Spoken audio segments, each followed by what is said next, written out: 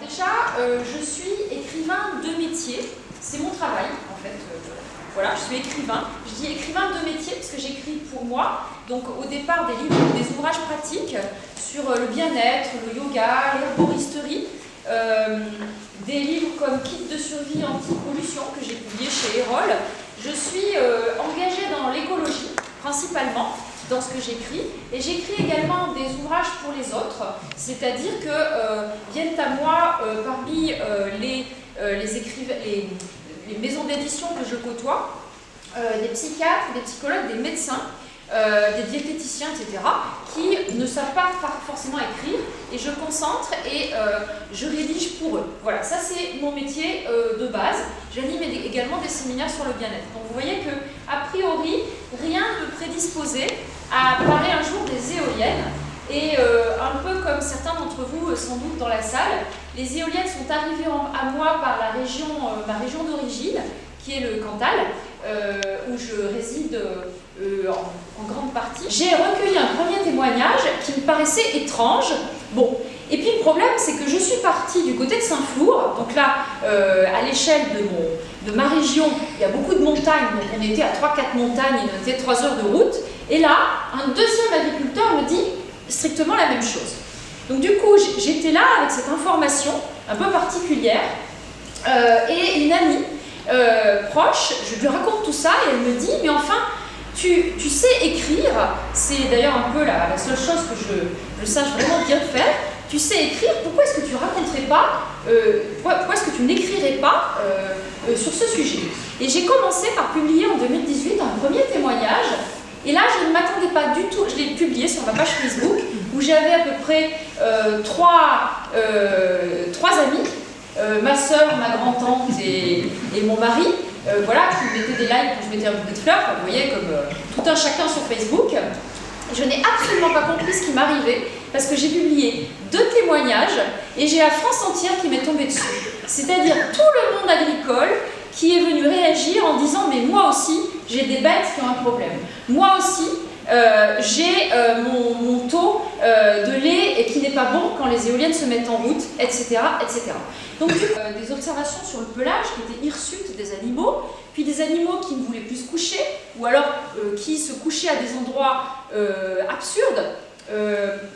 Là récemment, j'ai enregistré le témoignage d'un agriculteur qui me disait que les bêtes et également des chevaux se rendaient à des endroits où il n'y avait pas d'herbe, alors que plus proche des éoliennes, il y avait beaucoup d'herbe, donc normalement une vache c'est gourmand, et bien elle n'y allait pas parce qu'il y avait quelque chose qui les bloquait. Ensuite, des problèmes sur les laitières, les vaches laitières, avec une déperdition dans la production du lait de mauvaise qualité, alors avec, pour ceux qui ne sont pas agriculteurs, la présence de ce qu'on appelle de cellules dans le lait. Vous retrouvez tout ça dans la bande dessinée que j'ai rédigée. Je me suis évidemment dans la bande dessinée appuyée sur des agriculteurs et des éleveurs qui m'ont expliqué précisément tout ça, et donc du coup je dessine dans la bande dessinée différents animaux pour montrer quels sont les symptômes rencontrés sur ces bêtes. Donc du coup, à force de faire du bruit, eh bien la presse s'en est mêlée un petit peu. C'était en 2018-2019, parce que vous aviez évidemment un effet boule de neige. Plus la parole se délie, plus certains agriculteurs et éleveurs osent parler, mais pas tous, parce qu'il faut aussi les comprendre. Quand vous avez par exemple une viande qui devient compliquée donc à vendre, ou que l'équarrisseur passe trop souvent, ou simplement que la laiterie à côté, parce que j'ai essayé d'interroger des laiteries, refuse de parler, parce que c'est difficile de dire voilà, on est une laiterie, et puis notre lait il n'est pas de bonne qualité. Imaginez si vous avez une boulangerie, vous n'allez pas dire que votre lait il a un petit problème. Donc je pense qu'il faut les comprendre, ce sont des personnes qui sont dans une situation de grand désespoir, avec certains éleveurs qui ont perdu, on connaît évidemment le cas le plus connu, c'est celui de M. Potiron, en Loire-Atlantique, qui a perdu plus de 350 bêtes, mais c'est celui qui est le plus médiatisé. Déjà, vous avez été très complète. Merci. Dans l'ensemble des symptômes et de tout ce que vous avez pu relever dans les élevages en France.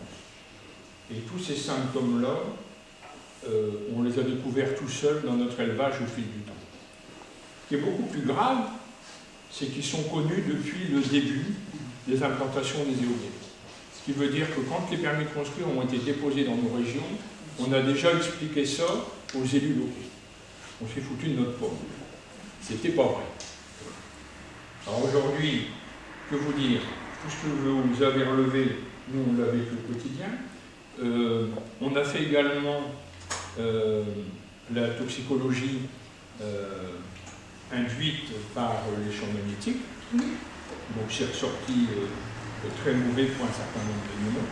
Ce qui explique qu'on a des mortalités anormales, des troubles de comportement tels que vous l'avez dit, des animaux qui ne veulent plus rentrer dans l'étable, qui ne veulent plus sortir, qui vous sautent par-dessus, enfin que vous soignez au quotidien et qui se portent très très bien et qui, en une fraction de seconde, deviennent des autres animaux.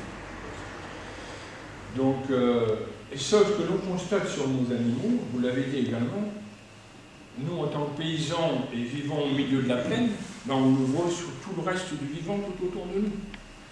Donc, on nous a vendu l'éolien pour du développement durable et de la biodiversité, et on est en train de massacrer tout, mais absolument tout. Les gens qui habitent sur Moreuil, je vais leur donner un point de repère très simple. On avait l'habitude de voir sur la route Moreuil-des-Moins, sur le plateau, des chevreuils, ruminants, 4 pattes. Bon. Et puis, depuis 2 ou 3 ans, ils sont sur la route de Tenne, dans un vallon, pour se protéger de tout ce que vous avez dit. Alors ils se regroupent, il y en a une grosse équipe, on ne les a jamais vus, et si vous n'êtes pas observateur, vous ne cherchez pas pourquoi ils sont venus là, vous ne comprenez pas ce qui se passe. Et en fait, ben, il se passe tout simplement qu'on est en train de détruire notre environnement, purement et simplement.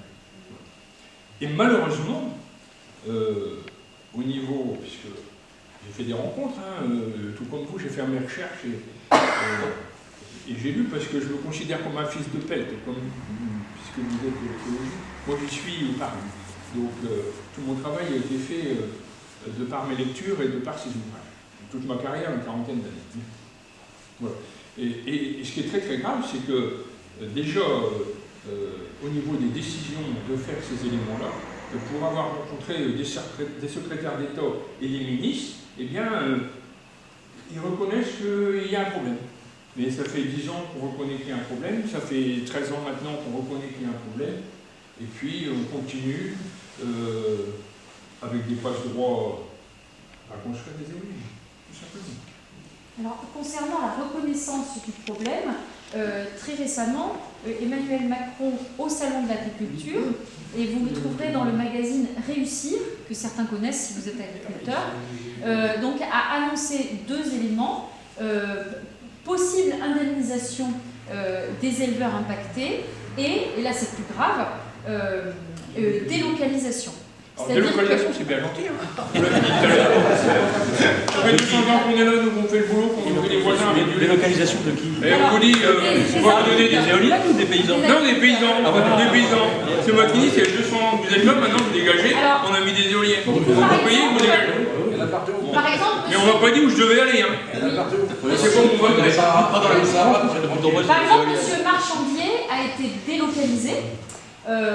Donc j'ai d'autres exemples de délocalisation. Donc la délocalisation a déjà malheureusement commencé à certains endroits pour les éleveurs qui étaient encore sur pied, parce que l'éleveur à Pierrefort dont j'ai parlé tout à l'heure, qui est devenu conducteur de bus, il n'y a plus rien à délocaliser puisqu'il n'y a plus de bêtes. S'il vous plaît, selon votre expérience, tous les deux, oui. On peut délimiter une zone d'influence? Non, c'est extrêmement compliqué. C'est d'une complexité terrible. Alors je vais quand même répondre aussi, mais je vous laisse... Non, mais c'est d'une complexité terrible, mais vous l'avez dit. En fait, vous êtes sur des sols spécifiques en Bretagne ou en Auvergne. Nous, on est sur des sols différents. Et donc, on a une répartition, on a une électrification minime, mais de plus en plus massive de nos sols. Voilà. Parce que c'est plus diffus, parce qu'on a plus... Et ce que l'on constate, c'est que nos villages, ils sont dans les vallées, les éoliennes, ils sont dans le plateau, et même s'ils sont à 10 km, de toute façon, vous pourrez descendre dans la vallée. Alors justement, donc, de toute façon, c'est vous qui prenez tout. Monsieur Macchini. Et vous pouvez avoir des gens qui habitent à 2 km sur le plateau, qui auront beaucoup moins de souffrance que vous qui êtes à 5 km dans la vallée. Alors justement, à ce sujet, je vais répondre à votre question pour aller exactement dans votre sens, d'une façon complètement empirique, puisque je ne suis pas scientifique, mais à force d'interroger les agriculteurs, j'ai exactement constaté ce que M. McKinney dit, c'est-à-dire que les éoliennes, là où il y a le plus de problèmes, les éoliennes sont systématiquement en hauteur par rapport à la ferme, systématiquement, plutôt en cercle, et vous avez en général soit de l'eau, soit un courant, soit un pré-humide, etc. Si vous avez ces trois choses-là, vous êtes quasi sûr d'avoir un souci. Je vous donne un exemple, il y a un agriculteur qui m'appelle dans une région et il me donne juste... donc du coup, on était très heureux de savoir qu'il y avait des caméras qui étaient là pour étudier. C'est-à-dire que face aux problèmes que j'ai rencontrés, j'ai exposé une première fois ce souci-là au président à Clermont-Ferrand, au sommet de la Vache. Et donc, il a joué le jeu. Il m'a mis en contact avec son responsable environnement, le responsable, c'est pas celui de enfin bref, son chargé d'environnement, les problèmes agricoles, tout ça. Et donc, le dossier est passé ensuite au ministère de l'écologie et est revenu à la préfecture. Et la préfecture, pour répondre à la demande de M. Delduc, a mis chez moi des caméras, a fait 2 ans d'études pour essayer de voir ce qui s'y passait. On a fait venir aussi un géobiologue, ça c'était à titre personnel, pour relever les fréquences que vous indiquez. Et donc, on a pu déterminer les points dans les pâtures où les niveaux de fréquence étaient beaucoup trop importants. Ce qui explique ce que vous avez dit, c'est-à-dire où les animaux ne mangent pas, ou ne vont pas s'y coucher, ou à la limite, à un moment ou à un autre, ils ne savent même plus où ils vont se coucher dans les pâtures, puisqu'il n'y a plus d'endroit pour faire. Et donc la DGPP et la préfecture ont missionné mon vétérinaire pour relever pendant 2 ans toutes les anomalies dans l'élevage, et la préfète a fait installer des caméras pour voir ces mouvements de panique et l'ensemble de ces choses-là. On a remis tout ça à la préfecture au mois d'août. Entre-temps, Madame Nguyen, la préfète, elle était venue sur le site et elle avait, on peut dire, gelé l'extension du parc de Moreuil pour éviter d'empirer sur mon site. Et donc pendant 2 ans, on a fait cette étude. Le vétérinaire a fait l'étude, il était assez heureux de la faire d'ailleurs parce que il s'est rendu compte que des très bons éleveurs avaient également des problèmes qu'ils n'arrivaient pas, sur le plan de pathologie, à déterminer l'origine ou à soigner. Donc ça lui a mis la puce à l'oreille sur d'autres élevages qui étaient impactés. Et à l'issue de ces 2 ans d'études, pas plus tard qu'au mois d'août, j'ai été convoqué à la préfecture.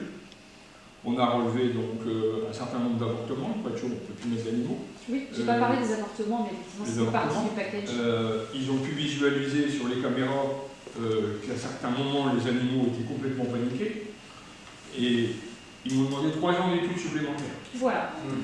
Bon. Voilà, vous avez la réponse. Alors, 3 ans d'études supplémentaires, j'ai claqué la porte de la préfecture. Et ils avaient déjà signé l'extension du parc à côté de chez moi. Donc vous avez compris. Et donc, ça correspond complètement à la réponse qu'on m'a faite à l'ANSES, c'est-à-dire on m'a dit il faudrait faire une étude. Donc, là, on renouvelle l'étude. Donc voilà. Maintenant, j'attends l'indemnisation, la délocalisation, voire la dénationalisation, si on doit aller s'installer avec et comme on n'a plus de courant, de toute façon, il faut qu'on en mette encore beaucoup plus, et le plus vite possible, et ne rien respecter pour les.